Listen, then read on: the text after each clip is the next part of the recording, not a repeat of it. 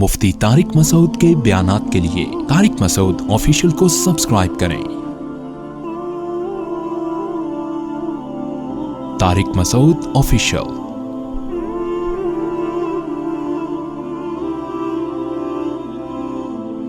موسیٰ علیہ السلام جب واپس لوٹے بنی اسرائیل کی طرف تورات لے کر، تو بنی اسرائیل کو دیکھا کہ بچڑے کی عبادت کر رہے ہیں۔ حضرت موسیٰ کو غضب آیا، اپنے بھائی ہارون علیہ السلام کی داڑھی کو پکڑ کے کھینچا، سر کے بالوں کو کھینچا۔ ہارون علیہ السلام نے اپنا عذر پیش کیا، موسیٰ علیہ السلام نے اللہ سے دعا مانگی کہ اللہ ہماری خطاؤں کو معاف کر دے۔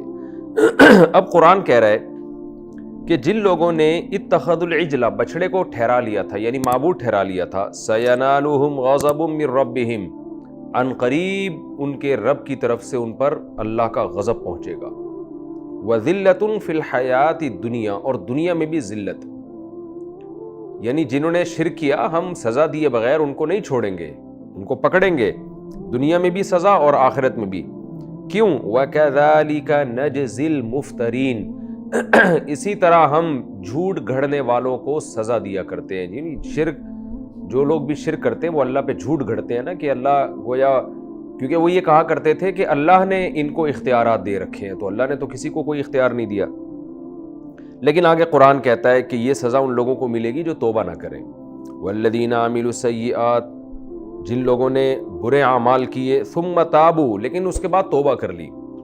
یعنی اصولی طور پر پہلی جو آیت ہے نا، اس میں اللہ نے سزا بیان کی ہے مشرک کی، اور آگے اللہ نے استثناء کیا کہ جو توبہ کر لیں گے، ثُمَّ تَابُوا مِن بَعْدِهَا، اس کے بعد یعنی گناہ کرنے کے بعد وہ توبہ کر لیں، وَآمَنُوا، اور ایمان لے آئیں۔ ایمان لے آئیں کا مطلب شرک سے توبہ کر کے دوبارہ توحید کے راستے پر قائم ہو جائیں۔ ان ربک من بعدہا، تو بے شک تیرا رب اس کے بعد لغفور الرحیم، بہت معاف کرنے والا اور رحم کرنے والا۔ اس کے بعد کا مطلب اس توبہ کے بعد۔ تو یہ کتنی بڑی اللہ کی طرف سے آپشن ہے، کتنا بڑا آپشن ہے کہ بنی اسرائیل میں اللہ نے سزا بیان کی کہ جنہوں نے بچڑے کی عبادت کی، دنیا میں بھی سزا ملے گی اور آخرت میں بھی، لیکن پھر اللہ نے مستثنیٰ کر دیا کہ جو ان میں سچی توبہ کر لے گا وہ سزا سے بری ہے۔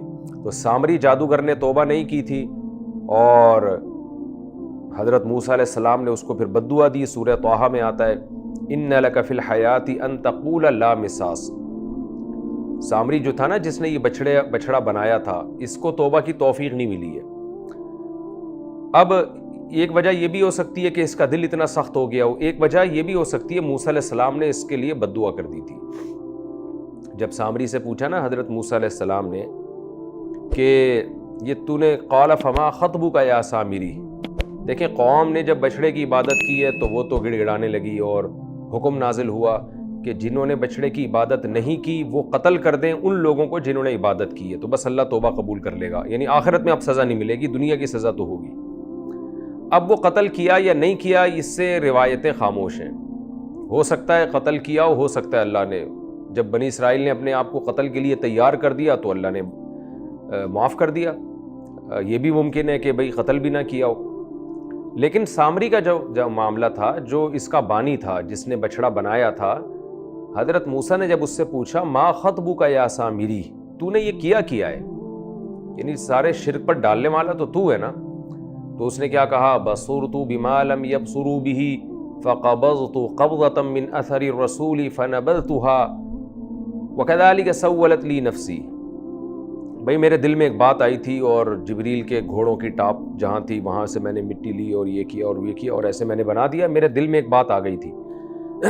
تو آگے قرآن کہتا ہے کہ موسیٰ علیہ السلام نے فوراً سامری کو بد دعا دی، قال فاذهب، دفع ہو جا یہاں سے، فَإِنَّ لَكَ فِي الْحَيَاةِ أَن تَقُولَ لَا مِسَاس، پوری زندگی تو یہ کہتا رہے گا مجھے چھوؤ نہیں۔ کوئی کوڑ کی بیماری لگ جائے گی جس کی وجہ سے، ظاہر ہے وہ بیماری ایسی ہوتی تھی کہ جو اس کے قریب جاتا اس کو بھی لگ جاتی، تو دور بھاگتا رہے گا لوگوں سے، لوگ بھی بھگاتے رہیں گے تجھے۔ وَإِنَّ لَكَ مَوْعِدًا لَن تُخْلَفَ، اور تیرا ایک وقت مقرر ہے جس کی اللہ کبھی مخالفت نہیں کرے گا، وہ وقت مقرر یہی ہے کہ موت کا جب وقت آئے گا اس میں تیرے لیے الگ سزا ہے۔ تو اس سے پتہ چلتا ہے کہ حضرت موسیٰ چونکہ سامری کو بد دعا دے چکے تھے، اس بد دعا کی وجہ سے سامری کو سے توبہ کی توفیق چھن گئی، اور وہ ساری زندگی دنیا میں بھی ذلت جس کا قرآن ذکر کر رہا ہے، کوڑ یا برس کی بیماری، یہ کوئی ایسی خطرناک بیماری کہ لوگ اس کے قریب ہی نہیں جا سکے، اور موت کے بعد جو پھر ہمیشہ کا عذاب ہے جو مشرک کو دیا جائے گا، یہ سارا عذاب اس کے لیے مقدر ہوا۔ تو اس سے معلوم ہوتا ہے کہ سامری کا جرم اتنا بڑا تھا کہ اللہ نے اس سے توبہ کی توفیق سلب کر لی، اور موسیٰ علیہ السلام کی زبان سے بد دعا کروائی گئی اس کے لیے۔ لیکن عام قاعدہ اللہ کا یہی ہے، جو لوگ نیک عمل، جو لوگ برا عمل کریں گے پھر توبہ کر لیں اور ایمان لے آئے، ان ربک من بعدھا لغفور الرحیم۔ اچھا، یہاں علماء یعنی ایک آیت قرآن سے، اس آیت سے ایک اہم سبق یہ بھی ملتا ہے کہ دیکھیں یہ بات تو یقینی ہے کہ کوئی کتنا بھی بڑا گناہ کر لے توبہ سے معاف ہو جاتا ہے، لیکن یہ بات بھی ہمیں پتہ چلتی ہے کہ بعض دفعہ توبہ کی توفیق ہی سلب ہو جاتی ہے۔ یہ بڑی خطرناک چیز ہے۔ گناہ کرتے ہوئے یہ ڈرنا چاہیے۔ ہمارے ہاں کیا ہوتا ہے، لوگ گناہ کرتے ہیں سوچ کے کہ توبہ کر لیں گے، یہ نہیں سوچتے کہ بعض دفعہ توبہ کی توفیق نہیں ملتی انسان کو، دل ایسا سخت ہو جاتا ہے۔ جیسے سامری بھی تو توبہ کر سکتا تھا نا، لیکن توبہ کرنے سے پہلے ہی موسیٰ علیہ السلام نے اس کو بد دعا دے دی۔ تو اب یہ موسیٰ علیہ السلام کی بد دعا سے دل سخت ہو گیا، اور یہ بھی ہو سکتا ہے کہ حضرت موسیٰ بد دعا نہ دیتے، اللہ ہی اس کے دل پہ مہر لگا دیتا۔ جیسے فرعون نے جب توبہ نہیں کی تو آخری وقت میں حضرت موسیٰ علیہ السلام نے فرعون کے لیے کیا بد دعا کی، ربنا اطمس علی اموالہم واشدد علی قلوبہم فلا یؤمنوا حتی یروا العذاب العلیم۔ اے اللہ فرعون کے دل پر ایسی مہر لگا دے کہ اس کو توبہ کی توفیق ہی نہ ملے، کیونکہ حضرت موسیٰ جانتے تھے کہ اللہ اتنا ارحم الراحمین ہے، یہ فرعون توبہ کرے گا اللہ سب معاف کر دے گا، تو یہ تو اتنے بڑے جرائم کر کے دنیا سے جا رہا ہے، اتنے ہزاروں بچوں کو قتل کیا۔ تو حضرت موسیٰ علیہ السلام کی جو جلالی شان تھی اور جو آپ کی ایک جلال تھا آپ کی طبیعت میں، اس جلال نے اس کا تقاضا کیا کہ آپ اللہ سے دعا مانگیں کہ اس کو توبہ کی توفیق نہ ملے۔ تو بعض دفعہ بد دعا لگ جاتی ہے کسی کی، اور بعض دفعہ اللہ ہی توبہ کی توفیق سلب کر لیتا ہے، اس لیے گناہ سے بچنا چاہیے۔ آگے قرآن کہتا ہے وَلَمَّا سَكَتَ عَن مُوسَى الْغَضَبُ، جب موسیٰ علیہ السلام کا غصہ ٹھنڈا ہوا، نارمل حالت میں آئے، أَخَذَ الْأَلْوَاحَ، تو آپ نے تختیوں کو دوبارہ جا کے اٹھایا۔ دیکھیں میں جب یہ آیتیں پڑھتا ہوں تو سوچتا ہوں کہ دین اسلام اور اللہ کا دین کیسا نیچرل ہے، فطرت ہے، فطری مذہب ہے۔ یعنی سب چیزیں ہو رہی ہیں، غصہ بھی ہو رہا ہے، خوشی بھی ہو رہی ہے۔ یہ جو آج کل کچھ لوگ دیندار بن کے ایک الگ سے ہی ہو جاتے ہیں، بالکل ہی ایک الگ ہی ان کی نیچر بن جاتی ہے، ایسا لگتا ہے یہ معاشرے کے فرد ہی نہیں ہے، کوئی اور ہی دنیا کی مخلوق ہیں۔ تو اس سے پتہ چلتا ہے وہ حقیقی دین کو فالو نہیں کر رہے ہوتے۔ جہاں بھی آپ ایک پریکٹیکل لائف میں زندگی گزاریں گے، نیچرل لائف ہوگی آپ کی، اس میں خوشیاں بھی ہوں گی، غم بھی ہوں گے، غصے بھی ہوں گے، مار دھاڑ بھی ہوگی، چیخو پکار بھی ہوگی، خوش مزاجی بھی ہوگی، سب کچھ ہوگا۔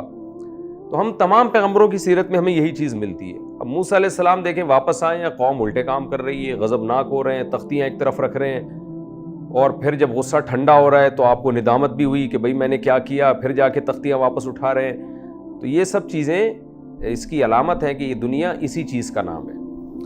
اخذ الالواح، موسیٰ علیہ السلام نے تختیوں کو اٹھایا، وفی نسختها، اللہ فرماتے ہیں اس کے نسخے میں، یہ نسخہ کا مطلب جو لکھی ہوئی تحریر ہے اس میں کیا تھا، ہدن، ہدایت تھی، گائیڈنس تھی، لوگوں کو سیدھا راستہ دکھایا گیا تھا، ورحمتن، اور رحمت تھی، ظاہر ہے اس پر عمل کریں گے تو اللہ کی رحمت ہوگی۔ کس کے لیے رحمت تھی؟ للذین هم لربهم یرہبون، ان لوگوں کے لیے جو اپنے رب سے ڈرتے ہیں۔ رہب یرہبو کا معنی خوف زدہ ہونا، ڈرنا، اسی سے راہب نکلا ہے۔ عیسائیوں میں جو راہب ہوا کرتے تھے نا، جو ہر وقت اللہ اللہ کرتے تھے بیٹھ کے، تو یعنی یوں کہا جاتا تھا دنیا سے بے رغبتی ہے اور ان کے دل میں اللہ کا خوف ہے۔ تو جن کے دل میں بھی اللہ کا خوف تھا ان کے لیے یہ ہدایت اور رحمت۔ قرآن اپنے بارے میں بھی یہی کہتا ہے ھدی للمتقین، ہر ایک کو ہدایت نہیں ملے گی، اس سے ان لوگوں کو ملے گی جو پرہیزگار بننا چاہتے ہیں۔ یہاں تورات کے بارے میں بھی قرآن یہ کہہ رہا ہے کہ اس سے بھی ہدایت ان لوگوں کو ملے گی جو اللہ کا خوف رکھتے ہیں، جو بننا چاہتے ہیں۔ اس سے پتہ چلتا ہے کہ آسمانی ہدایات سے فائدہ وہی اٹھاتے ہیں جن کے دل میں اللہ کی طرف میلان ہے۔ جو چاہتے ہی نہیں ہے ہدایت، ان کو آسمانی کتابوں سے ہدایت نہیں ملتی۔